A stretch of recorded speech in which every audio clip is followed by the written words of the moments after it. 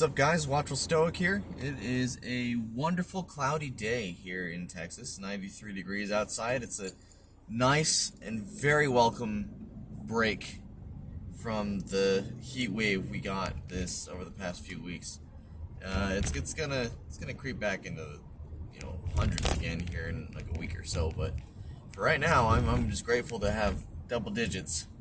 You know, that's one thing I wish I could change about Texas is the heat, but everything else is fairly enjoyable, I would say. I guess it depends on who you ask, but for me, yeah, I love it.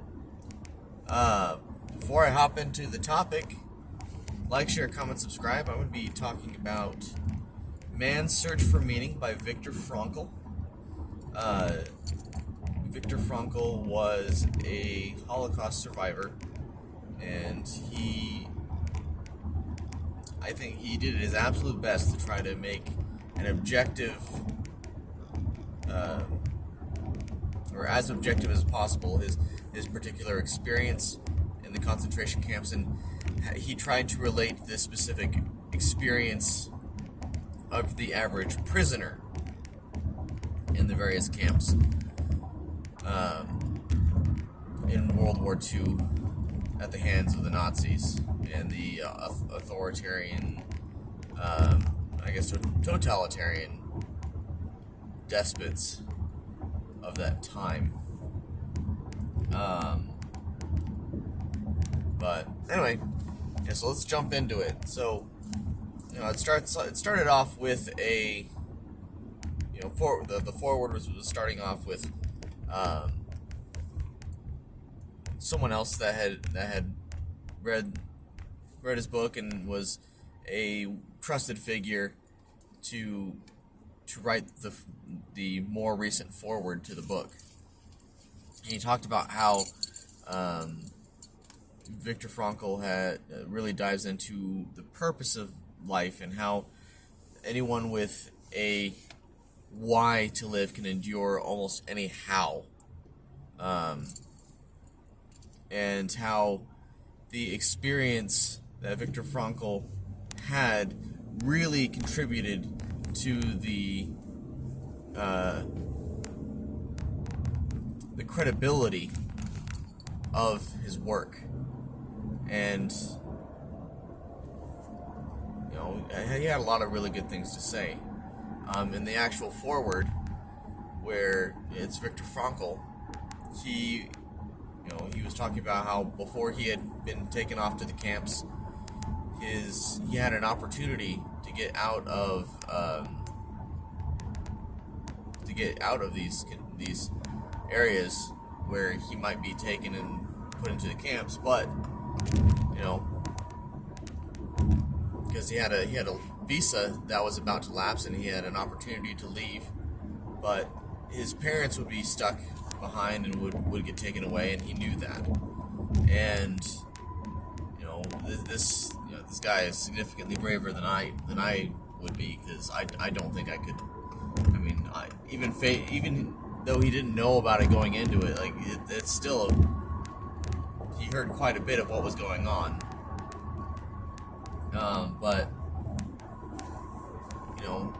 he had this experience where his father had brought to him, or so something had happened where he had a replica tablet of, like, there was a little piece of granite that had the Ten Commandments written on it, and the Nazis had broken it up, and there was one little piece that had a character on it. It says which, and he asked his dad, which commandment is this from? And it was the commandment, honor thy father and thy mother, that thy days may be long upon the land.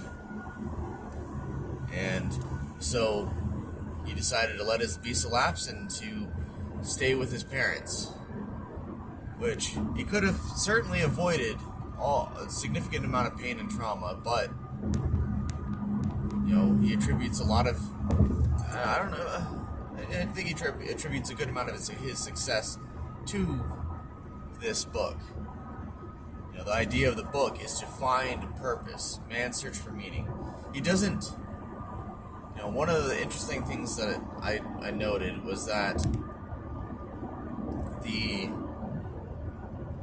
when he was being interviewed for the success of the book, that he wasn't necessarily happy about how successful it was, considering how many people felt the need to buy a book that was about finding meaning in your life, which is an interesting take. Obviously, this book has been helpful for a considerable amount of people. And if you haven't read it, I highly recommend it. The first portion of the book is a very painful read, because he doesn't get like grotesquely graphic, but he doesn't mince words either, and really thinking about what is happening. Like he doesn't put on display a lot of the things that are commonly known. He more talks about the day to day. But going into his actual experience, though, for the first part that I read, he is taken on a train, and they're on a train, and they look out the window and they see Auschwitz, and everyone's freaking out because it's Auschwitz, and they get off the train, and there's a bunch of these they recognize them as Jews as well, and they look to be well fed, well taken care of, so they seem to have this certain degree of hope to them, which this is a mental state for people kind of on their way to execution that he talks about. The people that are facing their demise, or facing a demise, they go through a series of psychological events, and one of them, and the first one that he talks about, is the delusion of reprieve, is what he calls it, where we get to the end of this really bad experience, and then we don't end up dying. We just we get this happy life afterwards, or we get released, or something happens where we don't need to worry about death or dying, or torment, and a lot of people were facing it at this moment in time, because people were getting sorted and shifted in different directions, and so on his way up to through the line, he noticed that there were a bunch of people getting pushed one direction, and then about 10% of people were getting sent the other way, and he almost didn't make it. Like, he almost got sent to the it says to the left and to the right. The left is where most of the people were going, and then to the right was where all the good, able-bodied people would be working. So he almost got sent left, but he got sent right, and of course, there was everyone got stripped down to nothing. They lost all of their possessions. Everything that was near and dear to them, they lost. He was talking about how he had his theory on logotherapy, and he wanted to preserve that as much as possible. And one of these helpers of the Nazis, they were also Jewish, or they were Jewish, or I don't know, but they seemed to be fellow prisoners, but they appeared to be Jewish, and he took it away from them and threw it away or burned it or something. But the idea was that they were to strip all hope away from these new prisoners as much as possible. And he emphasizes the point where if you take away if you took everything away from somebody, what are they left with? What someone should be relying on is their own self, and be able to be confident in their own ego. However, some people rely on all these external validations, and this is where Stoicism really,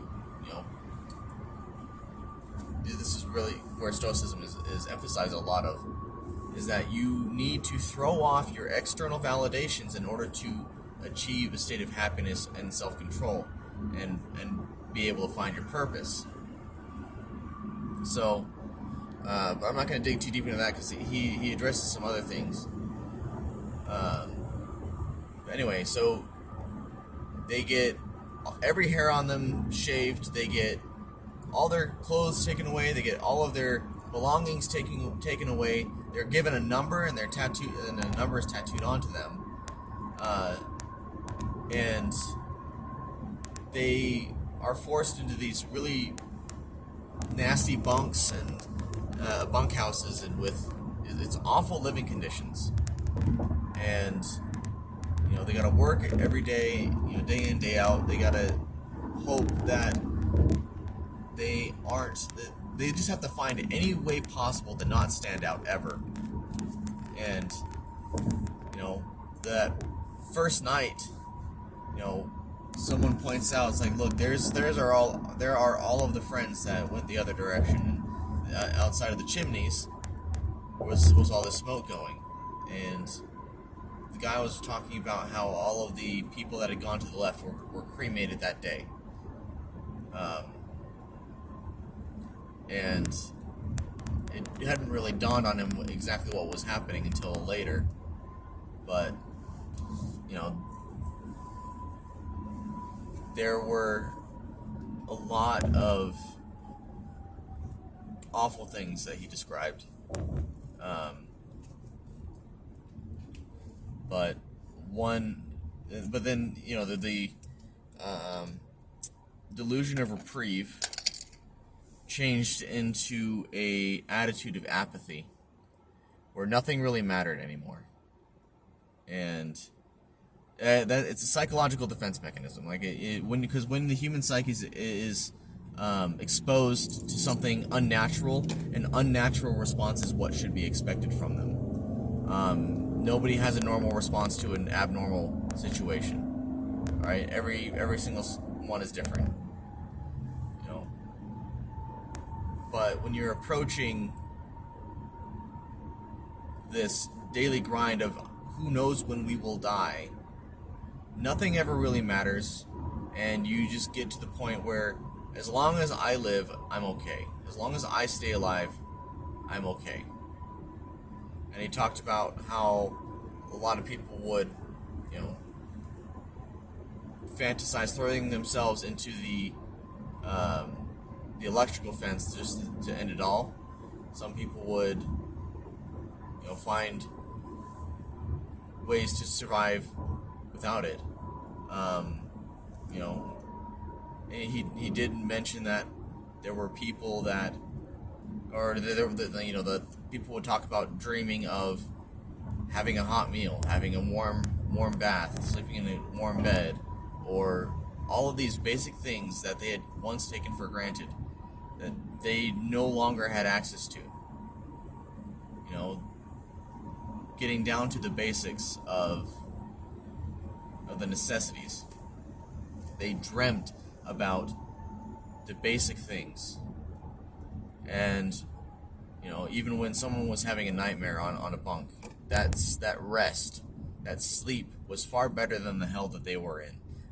I don't really want to talk too much about all the things that they were going through. I just more want to talk about the concepts, because it's hard to it's hard to relate like all the specificities of the events, but I don't really want to. I don't want to focus on those.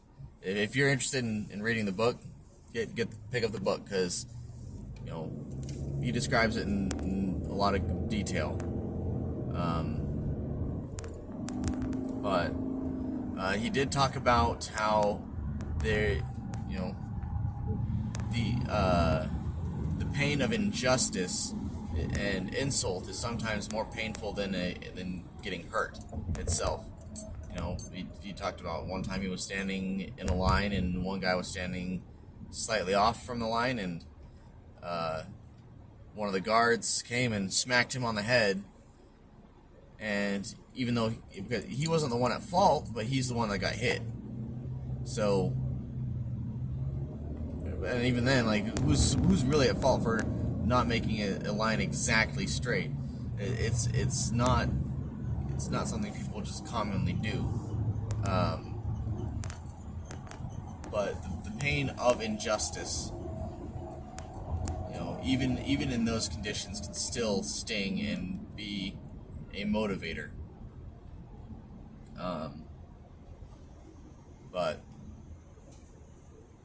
yeah, no, he focuses a lot on apathy, and apathy really was the saving grace for a lot of those people. Being able to detach from themselves and really focus on living day to day gave them a certain degree of purpose. You know, that purpose would only last for so long. You know, people who got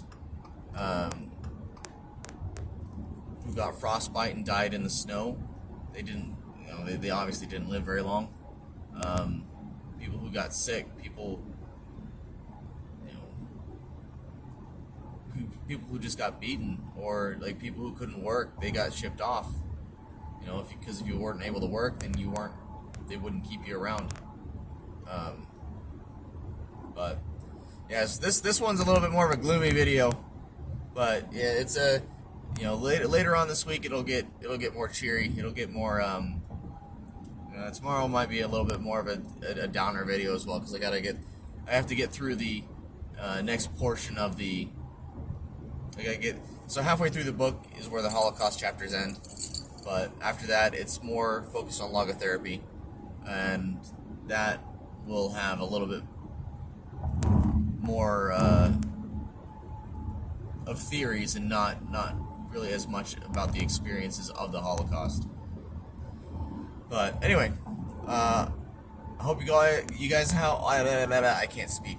I hope you guys all have a wonderful day, and I love you all. Take care of yourselves, and I'll talk to you later.